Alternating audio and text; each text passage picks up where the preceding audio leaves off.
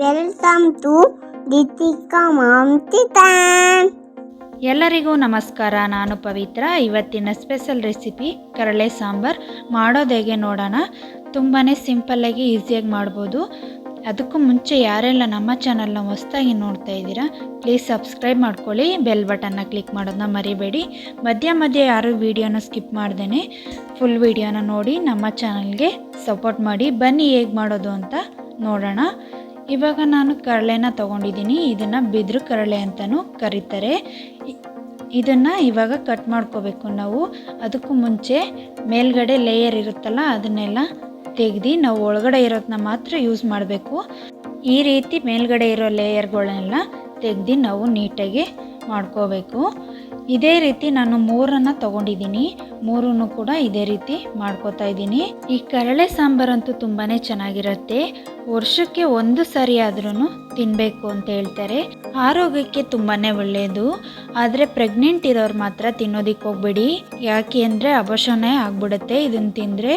ಅದಕ್ಕೋಸ್ಕರ ಪ್ರೆಗ್ನೆಂಟ್ಗಳು ತಿನ್ನಬಾರ್ದು. ಈಗ ನಾನು 3 ಕೂಡ ಇದೇ ರೀತಿ ಬಿಡಿಸಿಟ್ಕೊಂಡಿದ್ದೀನಿ. ನೋಡ್ತಾ ಇರ್ಬೋದು. ತುಂಬಾ ಚೆನ್ನಾಗಿ ಕ್ಲೀನ್ ಮಾಡಬೇಕು ಇದನ್ನು. ಈಗ ನಾನು ಮೇಲ್ಗಡೆ ಲೇಯರ್ಗಳನ್ನೆಲ್ಲ ತೆಗೆದು ಇಟ್ಕೊಂಡಿದ್ದೀನಿ 3 ಕೂಡ. ಇವಾಗ ಸಣ್ಣದಾಗಿ ಹೆಚ್ಕೊಳ್ಳೋಣ. ನಾವು ಸೌತೆಕಾಯಿನ ಹೆಚ್ತೀವಲ್ಲ ಆ ರೀತಿ ಬೇಕಾದ್ರೂ ಹೆಚ್ಕೋಬೋದು, ಇಲ್ಲಾಂದರೆ ಸಣ್ಣದಾಗಿ ಕಟ್ ಮಾಡಿನೂ ಕೂಡ ಹಾಕೋಬೋದು.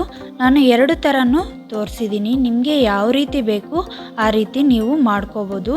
ಈಗ ನಾನು ಸೌತೆಕಾಯಿನ ಹಚ್ತೀವಲ್ಲ ಈ ರೈತಾಗೆಲ್ಲ ಆ ರೀತಿ ಹಚ್ಕೋತಾ ಇದ್ದೀನಿ. ಈ ರೀತಿನೂ ಮಾಡ್ಕೋಬೋದು. ಇಲ್ಲ ಅಂದರೆ ನಾವು ಸಣ್ಣದಾಗಿ ಕಟ್ ಮಾಡಿನೂ ಕೂಡ ನಾವು ಯಾವ ಶೇಪಲ್ಲಿ ಬೇಕೋ ಆ ಶೇಪಲ್ಲಿ ಕಟ್ ಮಾಡಿ ಹಾಕೋಬೋದು. ಈ ಮಧ್ಯ ಇರುತ್ತಲ್ಲ ಅದು ಸ್ವಲ್ಪ ಗಟ್ಟಿ ಇರುತ್ತೆ, ಅದನ್ನೆಲ್ಲ ತೆಗೆದು ಬಿಡಬೇಕು. ಅದನ್ನು ಹಾಕೊಳ್ಳೋದಕ್ಕೆ ಹೋಗಬಾರ್ದು. ನೋಡಿ ಈ ಥರ ಮಧ್ಯ ಇರೋದನ್ನ ಈ ರೀತಿ ಕಟ್ ಮಾಡಿ ಬಿಸಾಕ್ಬಿಟ್ಟಿದ್ದೀನಿ ನಾನು. ಇವಾಗ ಈ ರೀತಿ ಕಟ್ ಮಾಡಿ ಇಟ್ಕೊಂಡಿದ್ದೀನಿ. ನಾನು 2 ರೀತಿನೂ ಕಟ್ ಮಾಡಿ ಇಟ್ಕೊಂಡೆ ನಿಮ್ಗೆ ತೋರಿಸೋದಕ್ಕೋಸ್ಕರ. ಈಗ ನಾನು ಒಂದು ಬೌಲ್ಗೆ ಹಾಕ್ಕೊಂಡು ನೀರನ್ನು ಹಾಕಿ ಒಂದು 10 ಸರಿ ವಾಶ್ ಮಾಡಿ ಇಡ್ತೀನಿ. ಇದನ್ನು ನೀಟಾಗಿ ತೊಳಿಬೇಕು. ಮೊದಲೇ ಹೇಳಿದ್ದೀನಿ ನಾನು. ಇದನ್ನು ಒಂದು 10 ಸರಿ ಆದ್ರೂ ತೊಳೆದು ನೆನೆಸ್ಕೋಬೇಕು. ನಾನು 24 ಗಂಟೆ ನೆನೆಸ್ಕೊಂಡಿದ್ದೆ. ಇದನ್ನು ನೋಡ್ತಾ ಇರ್ಬೋದು. ಈ ರೀತಿ ಒಂದು 10 ಸರಿ ತೊಳೆದು ನೆನೆಸಿ ಇಟ್ಕೊಂಡಿದ್ದೀನಿ. ಓವರ್ ನೈಟ್ ನಾನು ಕಾಳನ್ನು ನೆನೆಸಿಡ್ತಾ ಇದ್ದೀನಿ. ಅರ್ಧ ಕಪ್ ಹೆಸ್ರು ಕಾಳು, ಅರ್ಧ ಕಪ್ಪು ಅವರೆಕಾಳು, ಅರ್ಧ ಕಪ್ಪು ಅಲಸಂದೆ ಕಾಳು, ಅರ್ಧ ಕಪ್ಪು ಹುಳ್ಳಿಕಾಳು, ಅರ್ಧ ಕಪ್ಪು ಕಡಲೆಕಾಳು, 1 ಕಪ್ಪಷ್ಟು ಹಣ್ಣು ಹುಳಿಕಾಯಿ ಅಂತಾರಲ್ಲ ಅದನ್ನು ತೊಗೊಂಡಿದ್ದೀನಿ. ರಾಜ್ಮಾ 1/4 ಕಪ್ಪಷ್ಟು ತೊಗೊಂಡಿದ್ದೀನಿ. ಇವಾಗ ಇದನ್ನೆಲ್ಲ ಹಾಕಿ ಚೆನ್ನಾಗಿ ಮಿಕ್ಸ್ ಮಾಡ್ಕೊತಾ ಇದ್ದೀನಿ. ನಾನು 9 ಥರ ಕಾಳನ್ನ ಹಾಕ್ಕೊಂಡಿದ್ದೀನಿ. 7 ಥರ ಹಾಕ್ಕೊಂಡ್ರೂ ಸಾಕು. ನಾನು 9 ಥರ ಹಾಕ್ಕೊಂಡಿದ್ದೀನಿ. ಬೇಳೆ ಎಲ್ಲ ನಾನು ನೆನೆಸೋಕ್ಕಾಗ್ತಾಯಿಲ್ಲ, ಡೈರೆಕ್ಟ್ ಕುಕ್ಕರ್ಗೆ ಹಾಕೋತೀನಿ. ಇದನ್ನು ಮಾತ್ರ ಓವರ್ ನೈಟ್ ನೆನೆಸ್ಕೋತಾ ಇದ್ದೀನಿ. ಇವಾಗ ಚೆನ್ನಾಗಿ ಒಂದು 3 ಸಲ ವಾಶ್ ಮಾಡಿ ನೀರನ್ನು ಹಾಕಿ ನೆನೆಸ್ಕೋತಾ ಇದ್ದೀನಿ.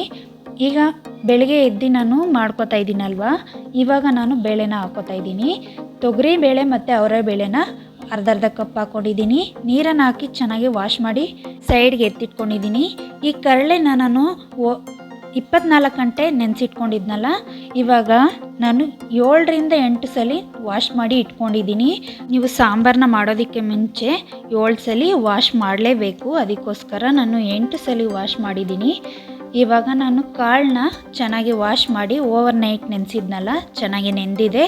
ಇವಾಗ ವಾಶ್ ಮಾಡಿ ಎತ್ತಿಟ್ಕೊಂಡಿದ್ದೀನಿ. ತರಕಾರಿ ಏನೇನು ಹಾಕೋದು ಅಂತ ನೋಡೋಣ ಬನ್ನಿ. ಹುರುಳಿಕಾಯಿ ಅರ್ಧ ಕಪ್ಪು. ತರಕಾರಿನ ನಾವು ಎಷ್ಟು ಥರ ಬೇಕಾದ್ರೂ ಹಾಕೋಬೋದು. ಪಡವಲಕಾಯಿ ಅರ್ಧ ಕಪ್ಪಷ್ಟು ಹಾಕ್ಕೊಂಡಿದ್ದೀನಿ. ನಿಮ್ಮ ಹತ್ರ ಯಾವ್ದು ತರಕಾರಿ ಇರುತ್ತೋ ಅದನ್ನೆಲ್ಲ ಹಾಕೋಬೋದು. ಬೆಂಡೆಕಾಯಿ ಹಾಕ್ಬಾರ್ದು. ಬೆಂಡೆಕಾಯಿ ಲೋಳೆ ಇರುತ್ತಲ್ಲ ಅದಕ್ಕೋಸ್ಕರ ಹಾಕ್ಬಾರ್ದು. ಅರ್ಧ ಕಪ್ ಕ್ಯಾರೆಟ್ನ ಹಾಕ್ಕೊಂಡಿದ್ದೀನಿ.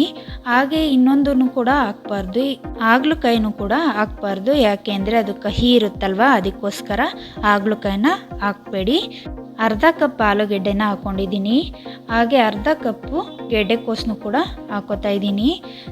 ಅರ್ಧ ಕಪ್ ಸೀಮೆ ಬದನೆಕಾಯಿನೂ ಹಾಕೋತಾ ಇದ್ದೀನಿ. ಸೀಮೆ ಬದನೆಕಾಯಿನ ಮೇಲ್ಗಡೆ ಸಿಪ್ಪೆ ಎಲ್ಲ ತೆಗೆದು ಅದನ್ನು ಕೂಡ ಹಾಕೋತಾ ಇದ್ದೀನಿ. ನಿಮ್ಮ ಮನೇಲಿ ಯಾವ್ದು ತರಕಾರಿ ಇರುತ್ತೋ ಅದನ್ನೆಲ್ಲ ಸೇರಿಸಿ ಮಾಡ್ಕೋಬೇಕು. ಈ ರೀತಿ ತರಕಾರಿ ಹಾಕೋದ್ರಿಂದ ನಾವು ಸಾಂಬಾರನ್ನ ಮಾಡ್ತಾ ಇದ್ದೀವಲ್ಲ ಕರಳೆನ ಹಾಕಿ, ಆ ಕರಳೆ ಅಂದರೆ ತುಂಬಾ ಈಟಿನ ಅಂಶ ಜಾಸ್ತಿ ಇರುತ್ತೆ. ಈ ರೀತಿ ಎಲ್ಲ ಮಿಕ್ಸ್ ತರಕಾರಿ ಹಾಕೋದ್ರಿಂದ ಈಟಿನ ಅಂಶ ಕಡಿಮೆ ಆಗುತ್ತೆ ಅಂತ ಇಷ್ಟೊಂದು ತರಕಾರಿಗಳು ಸೊಪ್ಪುಗಳು ಹಾಕ್ತೀವಿ. ನುಗ್ಗೆಕಾಯಿನೂ ಕೂಡ ಒಂದು ಸ್ವಲ್ಪ ಹಾಕ್ಕೊಂಡಿದ್ದೀನಿ. ನಿಮಗೆ ಯಾವ ತರಕಾರಿ ಇಷ್ಟ ಆ ತರಕಾರಿನ ಹಾಕೋಬೋದು. ಇವಾಗ ನೀರು ಹಾಕಿ ಚೆನ್ನಾಗಿ ವಾಶ್ ಮಾಡಿ ಸೈಡ್ಗೆ ಎತ್ತಿಟ್ಕೋತೀನಿ. ಸೊಪ್ಪನ್ನು 5 ಥರ ತೊಗೊಂಡಿದ್ದೀನಿ.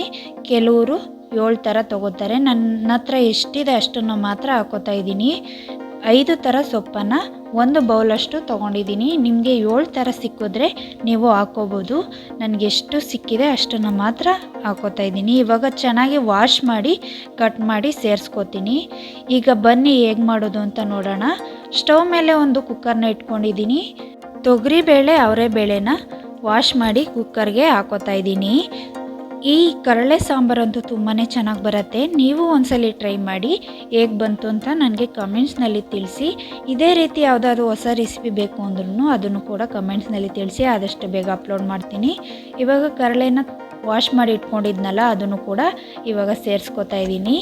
ಈ ಕರಳೆನ ಮಾತ್ರ ನೀಟಾಗಿ ತೊಳಿಬೇಕು. ನಾನು ಪದೇ ಪದೇ ಹೇಳ್ತಾ ಇದ್ದೀನಿ, ಕರಳೆನ ಎಷ್ಟು ತೊಳಿತೀವೋ ಅಷ್ಟು ಒಳ್ಳೆಯದು. ಇವಾಗ ಕಾಳನ್ನು ಕೂಡ ಸೇರಿಸ್ಕೊತಾ ಇದ್ದೀನಿ. ಕಾಳನ್ನು ವಾಶ್ ಮಾಡಿ ಹಾಕೋಬೇಕು. ಇವಾಗ ಒಂದು 4 ಸಲ ವಾಶ್ ಮಾಡಿ ಹಾಕ್ಕೊಂಡಿದ್ದೀನಿ, ನೋಡ್ತಾ ಇರ್ಬೋದು ನೀವು. ಈಗ ಕಾಳು ಮತ್ತು ಕರಳೆ ಎಲ್ಲನೂ ಒಂದ್ಸಲಿ ಮಿಕ್ಸ್ ಮಾಡ್ಕೋಬೇಕು. ಇದಿಷ್ಟನ್ನು ಹಾಕಿ ಮಾತ್ರ ನೀರನ್ನು ಹಾಕಿ ನಾನು ಕೂಗಿಸ್ಕೊತಾ ಇದ್ದೀನಿ. 2 ರಿಂದ 3 ವಿಸಿಲ್ ಕೂಗಿಸ್ಕೊಂಡ್ರೆ ಸಾಕು. ತುಂಬ ಜಾಸ್ತಿ ಬೆಂದೋಗುತ್ತೆ ಜಾಸ್ತಿ ಹೊತ್ತು ಕೂಗಿಸಿದ್ರೆ, ಅದಕ್ಕೋಸ್ಕರ ನಾನು 3 ಕೂಗಿಸ್ಕೊತಾ ಇದ್ದೀನಿ. ಇವಾಗ ಕುಕ್ಕರ್ ಲಿಡ್ನ ಮುಚ್ಚಿ ಕೂಗಿಸ್ಕೊತಾ ಇದ್ದೀನಿ. ಈಗ ನಾನು ಕುಕ್ಕರ್ ಲಿಡ್ನ ಓಪನ್ ಮಾಡಿ ತೋರಿಸ್ತೀನಿ ಬನ್ನಿ. 3 ವಿಸಿಲ್ ಆಗಿದೆ. ಇದು ಕೂಲ್ ಆದಮೇಲೆ ನಾನು ಕುಕ್ಕರ್ ಲಿಡ್ನ ಓಪನ್ ಮಾಡ್ತಾ ಇದ್ದೀನಿ. ನೀವು ನೋಡ್ತಾ ಇರ್ಬೋದು ಎಷ್ಟು ಚೆನ್ನಾಗಿ ಬೆಂದಿದೆ ಅಂತ. ಇವಾಗ ತೆಗ್ದು ತೋರಿಸ್ತೀನಿ ನೋಡಿ. ಈ ರೀತಿ ಬೆಂದಿದ್ರೆ ಸಾಕು. ನಾವು ಜಾಸ್ತಿ ಹೊತ್ತು ಕೂಗಿಸ್ಕೊಬಿಟ್ರೆ ಕಾಳೆಲ್ಲ ತೊಪ್ಪೆ ಆಗಿಬಿಡುತ್ತೆ, ಹಾಗಾದರೆ ಚೆನ್ನಾಗಿರೋದಿಲ್ಲ. ಇವಾಗ ನಾನು ಕರಳೆನ ನೋಡ್ತಾ ಇದ್ದೀನಿ, ಚೆನ್ನಾಗಿ ಬೆಂದಿದೆ. 1 ಹಿಡಿಯಷ್ಟು ನಾನು ಉಪ್ಪನ್ನು ಸೇರಿಸ್ಕೊತಾ ಇದ್ದೀನಿ. ನಾವು ಮೊದಲೇ ಉಪ್ಪು ಹಾಕ್ಬಿಟ್ರೆ ಕಾಳು ಸರಿಯಾಗಿ ಬೇಯೋದಿಲ್ಲ, ಅದಕ್ಕೋಸ್ಕರ ಇವಾಗ ಹಾಕ್ಕೊಂಡಿದ್ದೀನಿ. ನಾವು ತರಕಾರಿಗಳ್ನ ಹಾಕ್ಕೊಂಡಿದ್ವಲ್ಲ ಅದನ್ನು ಚೆನ್ನಾಗಿ ವಾಶ್ ಮಾಡಿ ಇವಾಗಲ ಸೇರಿಸ್ಕೊತಾ ಇದ್ದೀನಿ. ಒಂದು 4 ರಿಂದ 5 ಟೊಮೆಟೊನ ಕಟ್ ಮಾಡಿ ಹಾಕ್ಕೊಂಡಿದ್ದೀನಿ. ನಾನಿಲ್ಲಿ ಹುಣಸೆ ಹುಳಿನ ಯೂಸ್ ಮಾಡಿಲ್ಲ, ಅದಕ್ಕೋಸ್ಕರ ಟೊಮೆಟೊನ ಜಾಸ್ತಿ ಹಾಕ್ಕೊಂಡಿದ್ದೀನಿ. ಟೊಮೆಟೊನ ಈ ರೀತಿ ಜಾಸ್ತಿ ಹಾಕ್ಕೊಂಡು ಮಾಡೋದ್ರಿಂದನೂ ಚೆನ್ನಾಗಿರುತ್ತೆ. 5 ಥರ ಸೊಪ್ಪನ್ನು ತೊಗೊಂಡಿದ್ನಲ್ಲ ಅದನ್ನು ಚೆನ್ನಾಗಿ ವಾಶ್ ಮಾಡಿ ಕಟ್ ಮಾಡಿ ಹಾಕ್ಕೊಂಡಿದ್ದೀನಿ. ಇವಾಗ ಸರಿಯಾಗಿ ಒಂದ್ಸಲಿ ಮಿಕ್ಸ್ ಮಾಡ್ಕೊಂಡಿದ್ದೀನಿ. ಅರ್ಧ ಹೋಳು ತೆಂಗಿನಕಾಯಿ ತುರಿನ ತುರಿದು ನಾನು ಪೇಸ್ಟ್ ಮಾಡಿ ಇಟ್ಕೊಂಡಿದ್ದೆ, ಅದನ್ನು ಕೂಡ ಇವಾಗ ಸೇರಿಸ್ಕೊಂಡಿದ್ದೀನಿ. 4 ಸ್ಪೂನಷ್ಟು ನಾವು ಬೇಳೆ ಸಾಂಬಾರು ಪುಡಿನ ಹಾಕ್ಕೊಂಡಿದ್ದೀನಿ. ಅದನ್ನು ನೀರಲ್ಲಿ ಮಿಕ್ಸ್ ಮಾಡಿ ಹಾಕ್ಕೊಂಡಿದ್ದೀನಿ. ಇವಾಗ ಸರಿಯಾಗಿ ಒಂದ್ಸಲಿ ಮಿಕ್ಸ್ ಮಾಡ್ಕೋಬೇಕು. ಸರಿಯಾಗಿ ಒಂದ್ಸಲಿ ಮಿಕ್ಸ್ ಮಾಡಿಕೊಂಡು ನಾವು ತರಕಾರಿ ಮತ್ತು ಸೊಪ್ಪು ಹಾಕಿದ್ದೀವಲ್ಲ ಬೇಯೋದಕ್ಕೆ ಬಿಡಬೇಕು. ಅಷ್ಟರಲ್ಲಿ ನಾವು ತರಕಾರಿ ಎಲ್ಲ ಬೇಯೋ ಅಷ್ಟರಲ್ಲಿ ಒಂದು ಒಗ್ಗರಣೆ ರೆಡಿ ಮಾಡ್ಕೊಳ್ಳೋಣ. 1-2 ಸ್ಪೂನಷ್ಟು ಎಣ್ಣೆನ ಹಾಕ್ಕೊಂಡಿದ್ದೀನಿ. ನೀವು ಎಣ್ಣೆ ಬದಲು ತುಪ್ಪ ಅಥವಾ ಬೆಣ್ಣೆ ಹಾಕ್ಕೊಂಡ್ರೆ ಇನ್ನೂ ತುಂಬಾ ಚೆನ್ನಾಗಿರುತ್ತೆ. ನಾನು ಊಟಕ್ಕೆ ಯೂಸ್ ಮಾಡ್ತೀನಿ ತುಪ್ಪನ.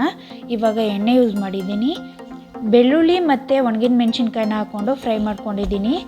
1 ಈರುಳ್ಳಿನ ಕಟ್ ಮಾಡಿ ಹಾಕ್ಕೊಂಡಿದ್ದೀನಿ. ಈರುಳ್ಳಿ ಸ್ವಲ್ಪ ಗೋಲ್ಡನ್ ಕಲರ್ ಬರೋ ತನಕ ಫ್ರೈ ಮಾಡ್ಕೋಬೇಕು. ಕರಿಬೇವನ್ನ ವಾಶ್ ಮಾಡಿ ಹಾಕೋತಾ ಇದ್ದೀನಿ. ನೀವು ಡೈರೆಕ್ಟ್ ಹಾಗೇನೂ ಕೂಡ ಕರಿಬೇವನ್ನ ಹಾಕೋಬೋದು, ಇಲ್ಲಾಂದರೆ ಒಗ್ಗರಣೆಗೂ ಕೂಡ ಸೇರಿಸ್ಕೋಬೋದು. ಇವಾಗ ಚೆನ್ನಾಗಿ ಫ್ರೈ ಆದಮೇಲೆ ನಾನು ಸ್ವಲ್ಪ ಸಾಂಬಾರನ್ನ ಎತ್ತಿ ಇದಕ್ಕೆ ಹಾಕೋತಾ ಇದ್ದೀನಿ. ನೋಡ್ತಾ ಇರ್ಬೋದು ಎಷ್ಟು ಚೆನ್ನಾಗಿ ಕುದೀತಾ ಇದೆ ಅಂತ. ಈ ರೀತಿ ಒಗ್ಗರಣೆ ಮಾಡ್ಕೊಳ್ಳೋದ್ರಿಂದ ತುಂಬಾ ಚೆನ್ನಾಗಿರುತ್ತೆ. ಇವಾಗ ಸರಿಯಾಗಿ ಒಂದ್ಸಲಿ ಮಿಕ್ಸ್ ಮಾಡ್ಕೊಂಡು ಸೈಡ್ಗೆ ಎತ್ತಿಟ್ಕೋತಾ ಇದ್ದೀನಿ. ಅಷ್ಟರಲ್ಲಿ ನಾವು ತರಕಾರಿ ಬೇಯೋದಕ್ಕೆ ಇಟ್ಟಿದ್ನಲ್ಲ ಅದನ್ನು ನೋಡ್ತಾ ಇದ್ದೀನಿ.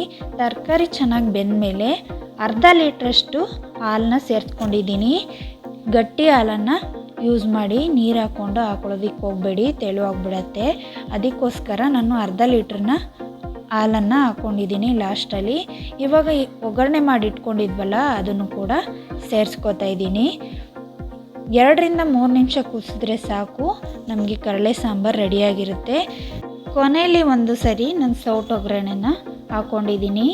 ಸೌಟನ್ನ ಸ್ವಲ್ಪ ಬಿಸಿ ಮಾಡಿಬಿಟ್ಟು ಸ್ವಲ್ಪ ಎಣ್ಣೆ ಸಾಸಿವೆನ ಹಾಕ್ಕೊಂಡು ಚೆನ್ನಾಗಿ ಬಿಸಿ ಆದಮೇಲೆ ನಾನು ಸಾಂಬಾರು ಒಳಗಡೆ ಸೌಟ್ ಸಮೇತ ಸಾಂಬಾರು ಒಳಗಡೆ ಹಾಕಿದ್ದೀನಿ.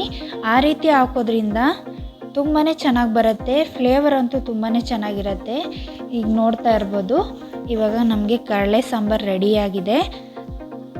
ಫ್ಲೇಮ್ನ ಆಫ್ ಮಾಡಿಕೊಂಡು ನಾನು ಬೌಲ್ಗೆ ಸರ್ವ್ ಮಾಡ್ಕೊತೀನಿ. ನಾನು ಸೌಟ್ ಒಗ್ಗರಣೆನ ಹಾಕ್ಕೊಂಡಿದ್ದೀನಿ.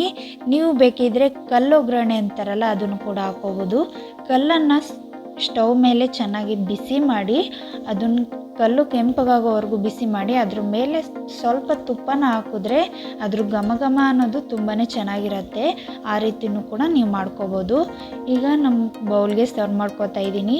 ಈ ಕಡಲೆ ಸಾಂಬಾರಂತೂ ಅನ್ನ ಮುದ್ದೆಗೆಲ್ಲ ತುಂಬ ಒಳ್ಳೆ ಕಾಂಬಿನೇಷನ್ನು, ತುಂಬಾ ಚೆನ್ನಾಗಿರುತ್ತೆ. ಚಪಾತಿ ಪೂರಿಗೆಲ್ಲನೂ ಮಾಡ್ಕೋಬೋದು, ಅದು ಕೂಡ ತುಂಬಾ ಚೆನ್ನಾಗಿರುತ್ತೆ. ಚಪಾತಿ ಪೂರಿಗಾದರೆ ಇನ್ನೂ ಸ್ವಲ್ಪ ಥಿಕ್ನೆಸ್ಸಲ್ಲಿ ಮಾಡ್ಕೋಬೇಕು. ಗಟ್ಟಿಯಾಗಿದ್ದರೆ ಚಪಾತಿ ಪೂರಿಗೆ ತುಂಬಾ ಚೆನ್ನಾಗಿರುತ್ತೆ. ಇವಾಗ ನಾನು ಬೌಲ್ಗೆ ಸರ್ವ್ ಮಾಡ್ಕೊಂಡಿದ್ದಾಗಿದೆ. ನೋಡ್ತಾ ಇರ್ಬೋದು ಎಷ್ಟು ಚೆನ್ನಾಗಿ ಬಂದಿದೆ ಅಂತ. ಬಿಸಿ ಬಿಸಿ ಮುದ್ದೆ ಅನ್ನದ ಜೊತೆ ತುಪ್ಪ ಹಾಕ್ಕೊಂಡು ಕಡಲೆ ಸಾಂಬಾರನ್ನ ಹಾಕ್ಕೊಂಡು ತಿಂತಾ ಇದ್ರಂತೂ ತುಂಬಾ ಚೆನ್ನಾಗಿರತ್ತೆ. ನೀವು ಒಂದ್ಸಲ ಟ್ರೈ ಮಾಡಿ, ತುಂಬಾ ಇಷ್ಟಪಡ್ತೀರಾ. ಈ ವಿಡಿಯೋ ನಿಮಗೆ ಇಷ್ಟ ಆಗಿದರೆ ಲೈಕ್ ಮಾಡಿ, ಶೇರ್ ಮಾಡಿ, ಸಬ್ಸ್ಕ್ರೈಬ್ ಮಾಡ್ಕೊಳ್ಳಿ. ನೆಕ್ಸ್ಟ್ ವಿಡಿಯೋದಲ್ಲಿ ಸಿಗ್ತೀನಿ. Thanks for watching.